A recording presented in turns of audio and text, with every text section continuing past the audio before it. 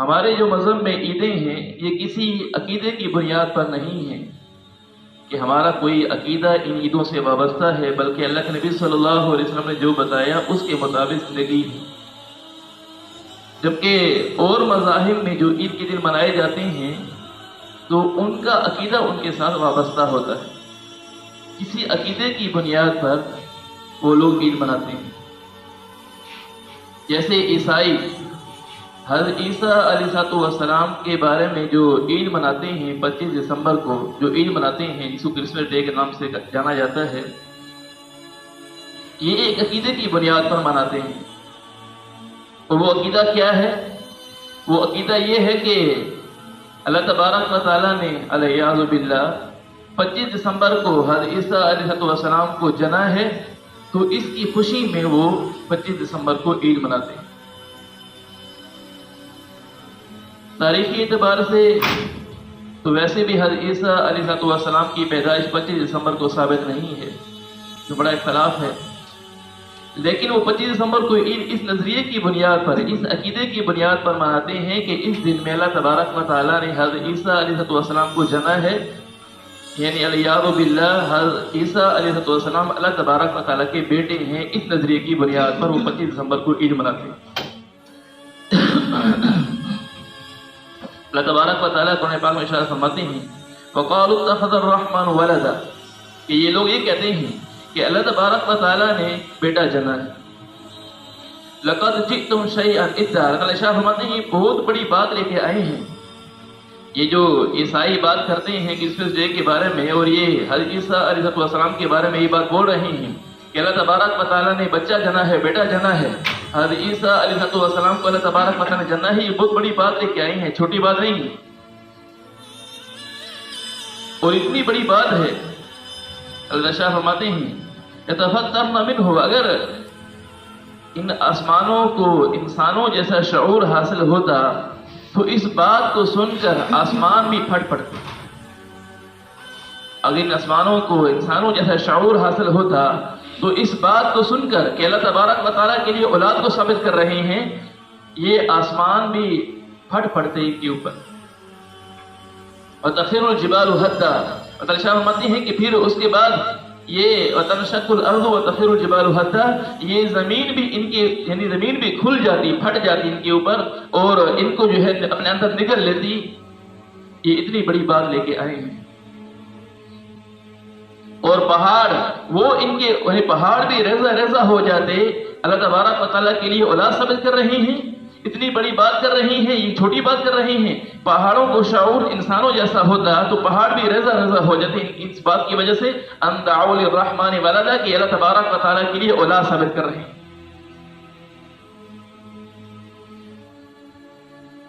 تو یہ اللہ تبارک و تعالیٰ کے لیے اتنی بڑی بات پیش کر رہے ہیں کہ اللہ تبارک و تعالیٰ قرآن پاک میں صراحتاً ارشاد فرماتے ہیں لم یلد ولم یولد، نہ اللہ تبارک و تعالیٰ کسی کی اولاد ہے، نہ کوئی اللہ تبارک و تعالیٰ کی اولاد ہے، لیکن یہ اللہ تبارک و تعالیٰ کے لیے کیا ثابت کر رہے ہیں؟ اولاد ثابت کر رہے ہیں۔ اللہ کے نبی صلی اللہ علیہ وسلم ارشاد فرماتے ہیں لقد کان لہ ولد فانا اول العابدین، اگر اللہ تبارک و تعالیٰ کے لیے کوئی اولاد ہوتی تو میں سب سے پہلے اس کی عبادت کرنے والا ہوتا۔ اللہ تبارک و تعالیٰ کے لیے کوئی اولاد نہیں ہے، اللہ تبارک و تعالیٰ اولاد سے پاک ہیں۔ جو اللہ تبارک و تعالیٰ کے لیے یہ بات ثابت کر رہا ہے وہ کتنی بڑی نافرمانی کر رہا ہے۔ حضور صلی اللہ علیہ وسلم ارشاد فرماتے ہیں، حدیث قدسی ہے کہ اللہ تبارک و تعالیٰ ارشاد فرماتے ہیں کہ اولاد آدم مجھے گالی دیتی ہے، میرے لیے اولاد کو ثابت کرتے ہیں، حالانکہ اس کے لیے یہ مناسب نہیں ہے کہ مجھے یہ گالی دے۔ جو رب ان کو کھلا رہا ہے پلا رہا ہے، ساری انسانیت کو ساری مخلوقات کو رب تعالیٰ کھلا رہا ہے پلا رہا ہے، اس رب کے لیے اولاد ثابت کرنا یہ بہت بڑی گالی ہے۔ ہر روز کے اعتبار سے عیسائی اللہ کو گالی دے رہے ہیں، ہر روز کے اعتبار سے یہودی اللہ کو گالی دے رہے ہیں، ہر روز کے اعتبار سے ہندو یہ جو فرشتوں کو اللہ کی بیٹیاں قرار دیتے ہیں، ہر روز کے اعتبار سے اللہ کو گالی دے رہے ہیں، لیکن مسلمان کیا سمجھتے ہیں کہ کوئی بات نہیں ہے۔ اس بات کے بارے میں ذرا برابر درد دل میں پیدا نہیں ہوا کسی شخص کو بھی اس کی ماں کی گالی دے دی جائے، اس کے باپ کی گالی دے دی جائے تو وہ اس کا سر توڑنے کے لیے تیار ہو جاتا ہے، اس کا گلا کٹ کرنے کے لیے تیار ہو جاتا ہے. لیکن یہاں رحمان کو گالی دی جا رہی ہے اور یہ مسلمان بے فکر ہے، کوئی بات نہیں ہے. میری بات کا مطلب یہ نہیں ہے کہ جا کر ان کے ساتھ لڑائی کرنا شروع کر دینا چاہیے. کم سے کم شعور تو ہو، پتہ تو ہو کہ ہم کیا کر رہے ہیں. آج ایک مسلمان کو سمجھایا جائے کہ بھئی ان کو کرسمس کی مبارکباد دینا جائز نہیں ہے، ان کی مجالس میں شرکت کرنا جائز نہیں ہے، کہتا ہے کوئی بات نہیں، شرکت کریں تو پھر کیا ہو جائے گا. کسی کے باپ کو گالی دے دی جائے، اس کے ساتھ ملنا تو ترکنار، اس کو دیکھنا تک گوارا نہیں کرتا ہے. رحمان کو گالی دی جا رہی ہے، اللہ کو گالی دی جا رہی ہے، اور کیا کہا جا رہا ہے کہ ان کی مجالس میں شرکت کر لیجئے، پھر کیا ہوگا؟ کچھ بھی تو نہیں ہے. حضرت عمر رضی اللہ تعالیٰ عنہ فرماتے تھے کہ کفار کے تہوار کے دنوں میں، جب ان کے مخصوص دن ہیں جس دنوں میں وہ تہوار مناتے ہیں، ان کی عبادت گاہوں میں کبھی داخل نہ ہونا. فرمایا اللہ کا غضب ان کے اوپر نازل ہوتا ہے، اللہ کا غضب نازل ہوتا ہے. اور اللہ تبارک و تعالیٰ آخرت میں تو غضب دکھائیں گے ہی، دنیا کے اندر بعض دفعہ دکھا دیتے ہیں. پھر یہ لوگ جو ان کے ساتھ شریک تھے، شریک حال تھے، قیامت کے دن ان کے ساتھ اٹھائے جائیں گے، پھر کیا حشر ہوگا. اللہ تبارک و تعالیٰ کیا جواب دیں گے؟ یہ جواب دیں گے کہ ہم ان کے ساتھ عیدیں مناتے آئے ہیں جو آپ کے لیے اولاد کو ثابت کرتے تھے. اور حضرت عمر رضی اللہ عنہ یہ بھی فرماتے تھے کہ جو ان کو مبارکباد دیتا ہے، فرمایا کہ یہ ان کو تحفے تحائف دیتا ہے. حتیٰ کہ فرمایا کہ ایک انڈا بھی اگر ان کے لیے لے کر جاتا ہے، ایک انڈا بھی لے کر جاتا ہے تحفے کے طور پر، فرمایا کہ یہ ان کے ساتھ کفر میں ایسے شریک ہے جیسے وہ کافر ہیں، یہ بھی ان کے ساتھ کفر میں شریک ہو جاتا ہے.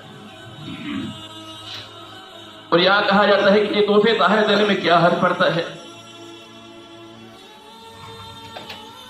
تو اس لیے یہ بات یاد رکھیں کہ کسی حال میں بھی کفار کے ساتھ ان کی مشابہت اختیار کرنا یا ان کو عیدوں کی مبارکباد دینا، یہ بہت بڑا اللہ تعالیٰ کی نافرمانی ہے اور بہت بڑے اللہ تعالیٰ کے غضب کو دعوت دینا ہے. اللہ تبارک و تعالیٰ نے اسلام ایسا خوبصورت مذہب عطا فرمایا ہے جس کے اندر کسی قسم کی کوئی کمی نہیں ہے. اگر وہ مسلمانوں کو مبارکباد دیتے ہیں، اگر وہ مسلمانوں کو ان کی عیدوں میں مبارکباد دیتے ہیں، ان کے مذہب میں جائز ہے. اسلام کے اندر یہ بات ہرگز جائز نہیں ہے کہ کسی غیر مسلم کو ان کی عیدوں پر مبارکباد دی جائے. اور اللہ تبارک و تعالیٰ کتنا صراحتاً ارشاد فرما رہے ہیں کہ یہ بہت بڑی بات لے کے آئے ہیں کہ اللہ تبارک و تعالیٰ کو گالی دے رہے ہیں. اس لیے دوستو بھائیو، ہم اسلام کے مطابق اپنی زندگی کو گزارنے کی فکر کریں، اپنی زندگی کو اسلام کے مطابق ڈھالنے کی کوشش کریں. یہ جو غیر مذہب والے ہوتے ہیں یہ کبھی اسلام کے خیرخواہ نہیں ہے، مسلمانوں کے خیرخواہ نہیں ہے.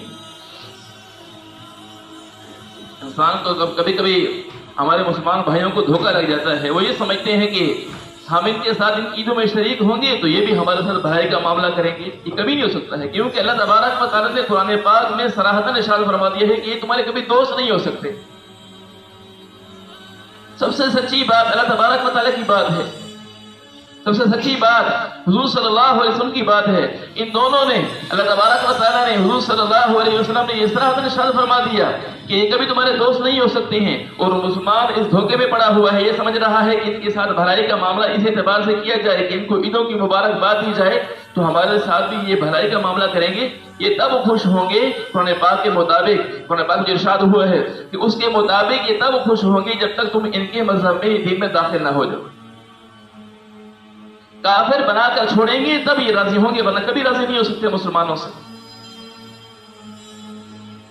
اگر مسلمانوں سے راضی ہوتے، مسلمانوں کے دین سے راضی ہوتے، اسلام کو قبول کیوں نہ کر لیتے؟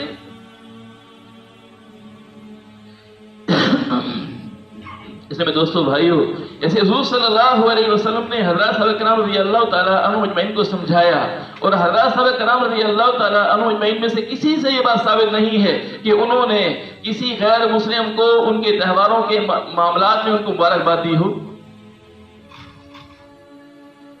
تو جو زندگی اللہ کے نبی صلی اللہ علیہ وسلم نے ہمیں اتنی دی ہے، اتنی زندگی کو اپنایا جائے. اپنی طرف سے دین میں باتیں داخل نہیں کرنی چاہیے. اپنے سوچ کے مطابق یہ بات بھی صحیح ہے، یہ بات بھی صحیح ہے، اپنے طرف سے داخل کرنا شروع کرتے باتوں کو، وہ یہ سمجھے کہ یہ دین ہے. ایسا نہیں. اس لیے کسی حال میں بھی مبارکباد ان کو نہیں دینی چاہیے.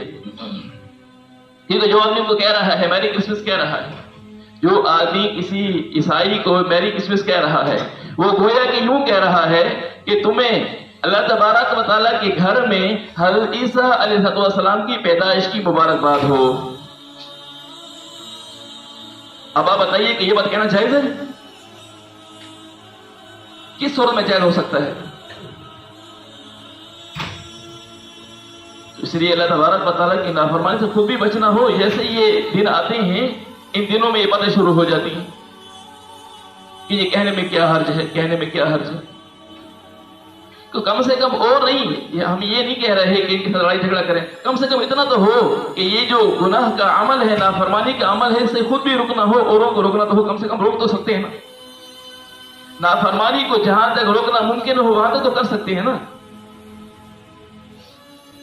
تو اپنے متعلقین کو بھی اس بات کا پابند بنانا چاہیے، خود بھی اس بات کا پابند رہنا چاہیے، اور اللہ تبارک و تعالیٰ کی نافرمانی سے، ہر نافرمانی سے بچنا چاہیے. کہ یہ نافرمانی صرف اس اعتبار سے نہیں کہ صرف ان دنوں کے اعتبار سے، ہر اپنی زندگی میں آدمی سوچے کہ میں کن کن نافرمانیوں میں مبتلا ہوں. اپنی آنکھ کے اعتبار سے، اپنی زبان کے اعتبار سے، اپنے کانوں کے اعتبار سے، پورے جسم کے اعتبار سے جن جن نافرمانیوں میں مبتلا ہے، ہر نافرمانی سے بچنے کی کوشش ہو. کہ چھوٹے گناہ کو بھی چھوٹا نہیں سمجھنا چاہیے. یہ چھوٹا گناہ بعض دفعہ آدمی کو جہنم میں لے جاتا ہے، اور چھوٹی نیکی اس کو بھی آدمی چھوٹا نہ سمجھے. بعض دفعہ چھوٹی نیکی اللہ تعالیٰ کو ایسی راضی کرنے والی ہوتی ہے کہ جیسے ایک فاحشہ کے بارے میں آتا ہے کہ ایک فاحشہ عورت کہ اس نے ایک کتے کو پانی پلایا. وہ کنویں کے کنارے پہ کھڑا، کنویں کے ساتھ کھڑا ہوا تھا اور گیلی مٹی کو کھا رہا تھا. اس فاحشہ عورت نے اپنے موزہ اتار کر وہاں سے پانی بھر کے اس کتے کو پانی پلایا تھا. اللہ تبارک و تعالیٰ کو اس کا یہ عمل اتنا پسند آیا کہ اللہ تبارک و تعالیٰ اس کی بخشش فرما دی. کوئی نیکی ایسی ہوتی ہے بعض دفعہ اللہ تعالیٰ کو راضی کرنے کے لیے ہوتی ہے، اللہ تعالیٰ اس سے راضی ہو جاتی ہے. اور کوئی گناہ ایسا ہوتا ہے کہ ساری زندگی کے آدمی کے نیک اعمال میں پانی پھیر دیتا ہے. کہ جیسے یہ عرض کیا ہے کہ یہ گناہ، یہ کفار کو ان کے مذہبی تہوار پر مبارکباد دینا یہ گناہ ہے. اس گناہ کو کرنے والا آدمی کہ ہو سکتا ہے اللہ تعالیٰ اس بات اتنا سخت ناراض ہو جائے کہ ساری زندگی کی نیکیاں برباد ہو جائے.